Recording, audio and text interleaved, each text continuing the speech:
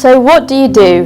That was the question that kind of started this for me, and I'm always struck by how whenever you go to a party or a social gathering, that very often is the first question when you're meeting someone. And so innately we seem to derive meaning from the answer to that question. We think that what someone does tell us a bit about the person that they are. So what we do matters. And also when I was preparing this, I remembered what came to mind were the words that close the parable of the Good Samaritan. So this is a story that lots of us are familiar with. We hear it time and time again at church, at school, on retreats like this. But the final instruction sometimes gets lost in that.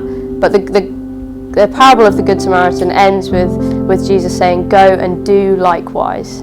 So again, we have doing. So today, I guess I'm going to talk about why what we do matters and how it's never really too late to change what it is that we do and to move on to another job or another form of work. But equally, sometimes it's good to stay in the same place and find meaning where we are. So a bit about myself. So I grew up in not so sunny Bognor Regis by the seaside, though in 2003 apparently it was the sunshine capital of the UK. So it's never been that again, and this wasn't in 2003, I was sunning myself somewhere else there. So yes, I grew up in a little seaside town. My dad was a psychiatrist and my mum was the head teacher of the local Catholic primary school. And I was a very geeky child. I had a lot of obsessions. I was very obsessed with the Titanic. I had a videotape of the Titanic, a documentary about the submarine going down and finding it that I would watch repeatedly. I was obsessed with Alan Shearer and Newcastle United. The colour yellow, this continues. And my nickname, and most of all, I guess, I enjoyed playing very elaborate imaginary games with my little sister there and my grandparents. And my nickname as a child was the Y-Bird. And this is the Y-Bird, and I don't know, has anyone come across the Y-Bird before? Excellent, good. We've got some Playdays people in the house. So Playdays was a children's television programme where there was a bus, they would stop at different, and Y-Bird was one of the stops. And she was this kind of, well, you can see, quite sassy, wise owl with her little kind of rolling eyes. Anyway, I was called the Y-Bird because I would always, whatever my parents or grandparents or teachers said, but why? Why is the sun in the sky? Why do we have to go to church? Why do I have to eat peas with my fish fingers? Why? And that why has kind of continued through my life. And I think for me, the moment when I was asking the most whys was in my mid-teens. So when I was 13, I was very poorly. I started to lose a lot of weight. Was having fevers in the night and had some lumps on my neck. And after kind of about 2 months of going back and forth to the doctors, I was diagnosed with a type of cancer. So at the age of 13, I started treatment for Hodgkin's lymphoma. And clearly that was, an incredibly grueling experience. But what got me through that was there was a set of us on the ward. It was about 4 or 5 beds, and we'd all be kind of plugged up to our chemo machines and these strips and just chatting and getting to know each other. And at the end of that, we kind of said, it was almost like being in the trenches. We had this bond that was formed in very extreme circumstances and adversity. And sadly, some of the friends that I have made, their treatment wasn't successful. And they died. And so as a 14 or 15-year-old going back to school, having got better, I remember just, school basically just felt pointless. And I was thinking, why am I here? Why are people asking me to choose my GCSEs? Why did I survive? Why have they died? All of these huge questions. And I remember in an assembly, they showed us this quote, God has created me to do him some definite service. He has committed some work to me which he has not committed to another. He does nothing in vain. He knows what he is about. And at the time, that was immensely irritating. I was like, oh, great. He knows what he's about. Well, I don't know what he's about, and I don't know what I'm about, and just being a very cross, angsty person. And up until this point, I'd always wanted to be a doctor. And then suddenly I thought, no, this now all feels a bit too close to home, and I didn't want to do that anymore, and I wasn't sure what I wanted to do. And as is often the way, teachers and family, they say, well, do what you enjoy. And that's really wise advice, actually. We should be really attentive to the things that energise us and that we find ourselves kind of lighting up as we talk about them. And so for me, the choice then, I loved reading and writing. I thought, okay, I'll go and study English at university. So I did my A-levels, but in the summer, between getting my A-level results and going off to university, I went to visit my aunt in South Africa. And she was working in a clinic with people with HIV and tuberculosis. And suddenly I was kind of confronted with this glaring injustice. I saw their difficulties, I saw their inability to pay for their treatment, to make ends meet, and I was really troubled by that. And so I went back to her house in the evening, I remember, and I was kind of Googling, and I thought, what I want to study is things that mean I can add something to this situation. And I found a random university, a very small one in London, called the School of Oriental and African Studies, SOAS, and a course there in development economics. So the politics and economics of the world, but with a particular focus on Africa and Asia. And I thought, I'll do that. But obviously I had this place to study English at university, so I come home and explain this to my parents. And to their credit, they were very understanding, because what this basically involved was a very high-risk strategy on A-level results day, where in order to go into clearing to kind of get my place at SOAS, I had to ring up and reject my offer to study English. And so there's several hours when you're basically in limbo, and you could, it might not have paid off and you don't have anything. So they were very kind in letting me do that, and I'm sure it was a worry for them. So I went off to SOAS and I started to make sense of the world and to see kind of how everything fitted together and what my part could be. And during that, I went on a year abroad. I learnt Swahili at SOAS, and I went and lived in Tanzania for a year. And we were supposed to kind of be moving around different places, but there was a terrible terrorist attack in Kenya. And so they said, we'd rather you didn't, we just want you to stay put. So I ended up in Zanzibar, which is an island off the coast of Tanzania. There's about 1 million people that live there, and you can go from one end to the other in about 2 hours. And I got chatting with a Norwegian doctor in a coffee shop. He said, oh, what are you here, what are you doing? I said, well, I actually don't really have anything to do. We were only meant to be here for a few weeks, and now we're staying here for the whole year. And I said, this is what I'm interested in. I like health economics. And he said, right, well, come along. And so he took me. I got up early, 5 o'clock in the morning one day, drove down to the south of the island to a very rural hospital, and basically started to try and run a triage service. And that's where you kind of basically try and choose what that patient needs and how you prioritise between them. And that's really important in low income settings, because they don't have enough resources. So actually those choices of, if there's a power cut, who are we going to operate on with the generated power we've got, is really important. So I did a lot about doing that. And when I was in that setting, I started to think about my strengths and weaknesses in a different way. And I think that's something that is really important when you are deciding what it is you want to do for your work. And so I could see that I was all right on the front line. We'd be sorting out a bit of a flood in this office there in part of the hospital. I wish I'd brought pictures, actually, so you could see how kind of stripped back it was. And I could do that, but I could see that other people around me could do it better than me. I thought, I'm fine at dealing with this kind of very anxious mother or whatever, but it's not what I'm best at. And then what I did see was that what I could do was make links and think, well, actually, if this system was in place, that wouldn't happen. And I was kind of that level up. And I spoke to people and said, I really think, if we brought in this process and was starting to kind of be, I guess, a bit strategic. And they said, we'd never thought of doing that before. And so it's those moments that I think we all need to be attentive to, of what am I noticing that others aren't? And actually also seeing, well, I could do that, but I'm not as good at doing that as that person, and kind of sussing out those things. So I came back to the UK and I thought, okay, the word for all of these things is policy, and I'm clearly quite good at doing that. And so I decided that I would go and study policy. And I applied to do a master's degree in public policy at Oxford. And I was rejected. And it was really the first kind of experience in my academic life of a kind of big no like that. And I was living in the Catholic chaplaincy in London at the time, in Newman House. I don't know if any of you will be... Yeah, Matthew has been to Mass there a few times.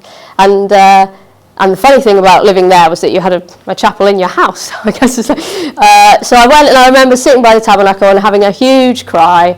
And now, even now, going in that church, I think, oh yeah, I remember that moment where I was in floods of tears. And this came to me from the prophet Isaiah. See, I am doing a new thing. Now it springs up. Do you not perceive it? I am making a way in the wilderness and streams in the wasteland. And I think so often we don't perceive it. We don't see what God's doing. We don't see how all of these kind of things are contributing to our life in a different path. But I decided that night, in my tears, I thought, okay, I'm just going to trust in whatever this new thing is. And the next day I saw a job advert to work for CAFOD, which is the Catholic aid agency who do lots of work in developing countries. And I applied for it and I got that. And that was my first job.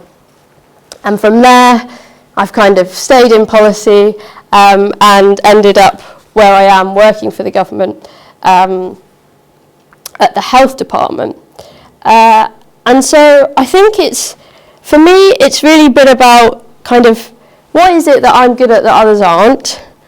What do I bring to this situation that other people don't? And in that, you have a really beautiful recognition of other people's gifts, which at times is a bit annoying. And it's easy to think, oh, I just wish I could be more like that person. But knowing what it is that you uniquely bring was really important for me.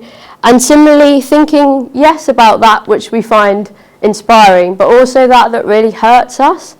And some of those experiences that were painful, like my time in the hospital,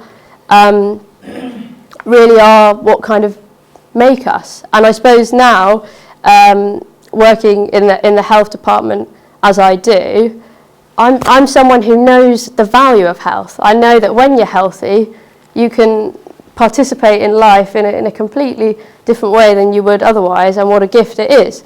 And so naturally I want this nation to have that all of the time and to have long and happy lives. And so I really feel motivated to do that.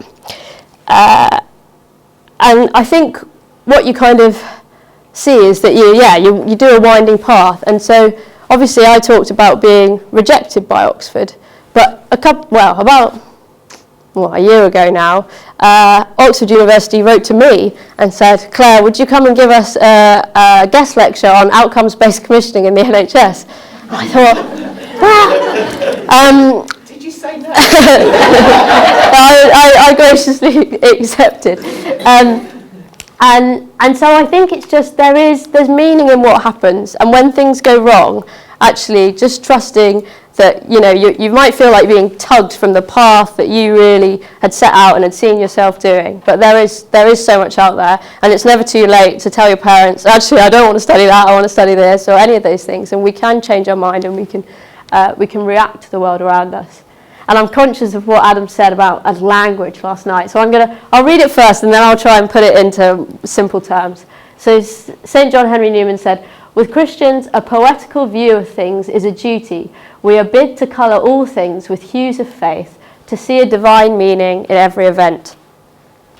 And so I think probably how we can think about this in a simple way is two ways. Either through glasses, so that as Christians we're told to put on these glasses and they colour what we see, they colour our rejection, they colour our painful experiences, all of that, and give them a new meaning. Or we can think of them as Instagram filters, and we place those on the picture, and it looks different, it transforms it. And I think that's what we're called to do, is see those patterns and see those experiences in a different way. But something that I also really wanted to talk about is when you're in your job and it feels very meaningless. And Lucy will know that that's a place that I'm in a lot of the time. And I think that is a reality. And for us, it was brought into really stark contrast about 18 months or so ago when Lucy was working in a prison. And so we would have these dinner table conversations, and you'd say, oh, what did you do today? And Lucy said, well, you know, I talked down this guy who was thinking of killing himself. I broke up a fight. I then had a conversation with someone about why they should go to their education class. What did you do? And I'd be like, well, I wrote some advice for a minister. Yeah, basically spent the day writing about economics. And it did. It felt a bit futile. And there are definitely elements of my work now that feel a bit of a trudge and don't feel like I'm dramatically changing lives. And for me, that kind of tension of being on the front line or being in a kind of ivory tower, as it were, is very real. But sometimes we have to stay put.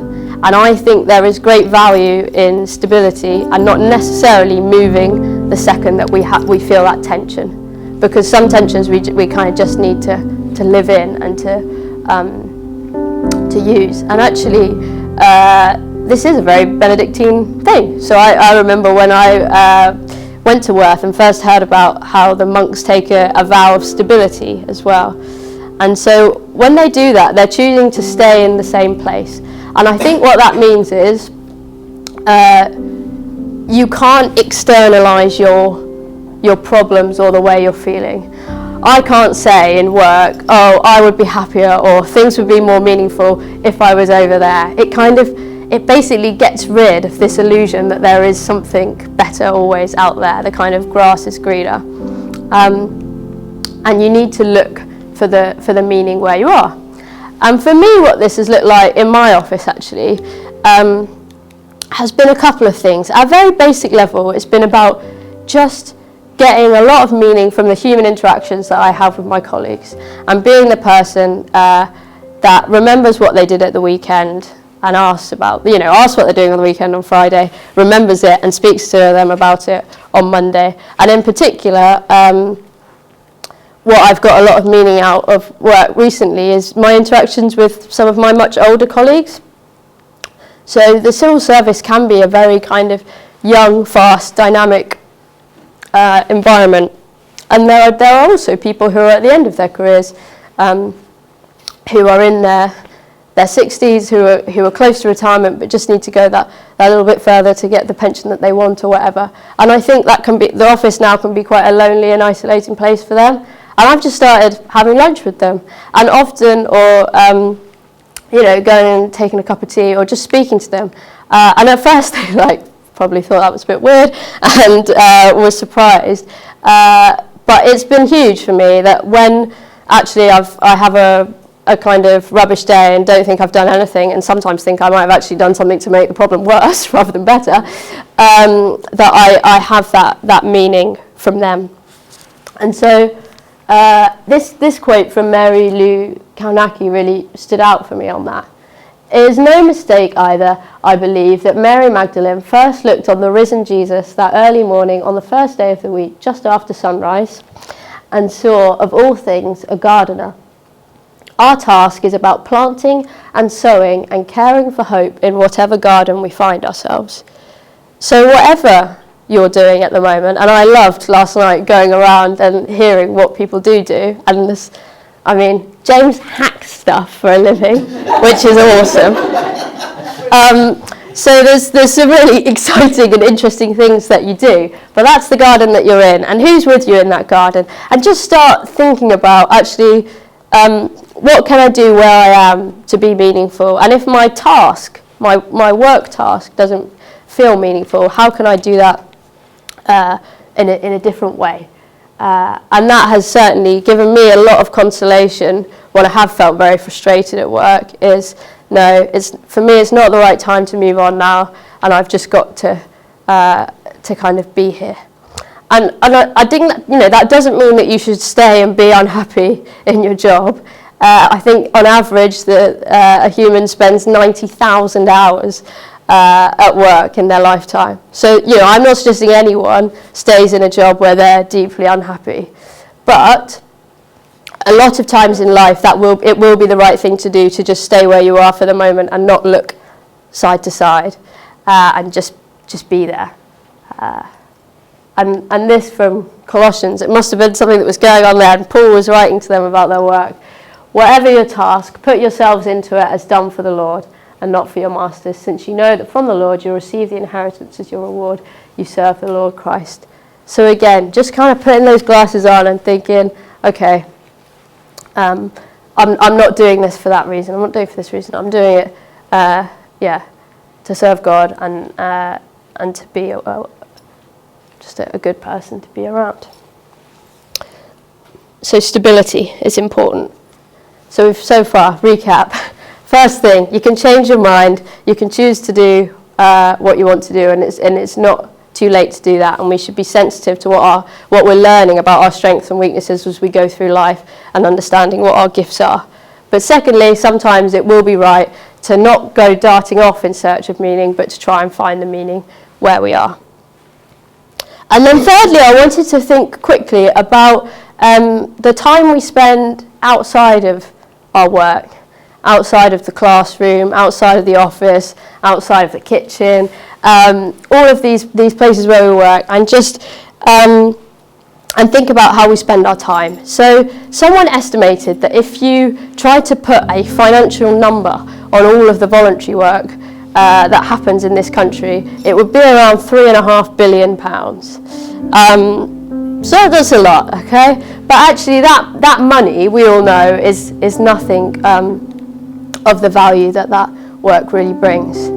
And for me, often, I might have done some really quite grand and exciting things in my working week. I've been lucky enough to go to Downing Street, to give advice there, to knock on that number 10 door. But still, usually the absolute best thing I do is hang out with a bunch of 7-year-olds every Sunday. So I volunteer as a First Holy Communion catechist in my parish. And yes, without fail, that normally is the highlight of my week. And I just think about it as a really conscious use of my time. And at work, it's really important for me to remember things. Very often I'm put on the spot and a minister will say, yeah, but what percentage of people have had vaccines in that area in the last quarter, or what? And I need to have those numbers in my head and to hand. And that used to kind of stress me out. And now I just think, no, it's far more important for me to have the names of all of these 40 children in my brain, and to remember those, and to remember the names of all those siblings. And I just make a choice, and I think I can look up that statistic and I'll tell him, but I want to use the capacity in my memory to remember all these children's names. And so sometimes we can do that, and that's valuable. And yeah, they're brilliant, and probably seeing them make their First Holy Communion last year probably was one of the best days of my life. And these little, standing on steps at the lectern to do their bidding prayers and things like that, just really wonderful children who teach me gratitude and blow me away. So each week they get to kind of choose what they pray about. And in East Acton, where we live, it's quite a poor part of London, and these children do have really difficult lives. And I remember this boy, he's quite chunky, usually very reticent, and he squabbles. His cousins are in the class as well, and they're always having fights. And we said, right, why don't you do the prayers today, Wyatt? And he said, "Dear Jesus, thanks for making us be alive." And I thought, yeah, thanks for making us be alive. So they're great, and they blow me away. And last year for Mother's Day, I don't know, some of you will remember in churches often they have a little kind of bucket of daffodils, don't they, at the front of the altar, and children can go up and pick a daffodil and take them to their mum. And the priest said, I just want you to give the flowers, yes, to your mum, but if your mum's not here, just someone who's been kind and gentle. And one by one, children kept bringing me these daffodils, and I was weeping. But yeah, they're brilliant, and I think it's about finding those times where your work actually is just so at the back of your mind, and you're kind of prioritising something else and using your time, and that is our work too. I think we should think about the meaning we get from things that aren't necessarily paid, because that's more to it. This was one of the cards that one of the girls wrote me afterwards. Thank you for always helping when I get stuck on questions. And I thought, well, no, thank you for helping me get unstuck. So I think there really are three things, I suppose, to take away from what I've shared today, and I'm sure there'll be different things that touch different people. And I know that from speaking to all of you last night, people are at different kind of transition points, finishing up with studies, finishing up with jobs and looking for something new, moving into new areas. And so I think if you're in that transition moment, my message is definitely it's not too late to change. You know, we're going to be working for a very long time, and it's okay to do something radical, to do an about turn, to really be attentive and listen to that inner voice that Adam was speaking about last night. But if actually you are somewhere, you're committed to something, you know you're going to be there, then you can find meaning in that place.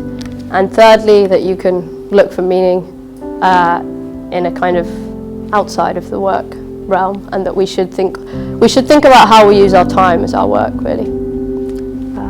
So I think that's it for me.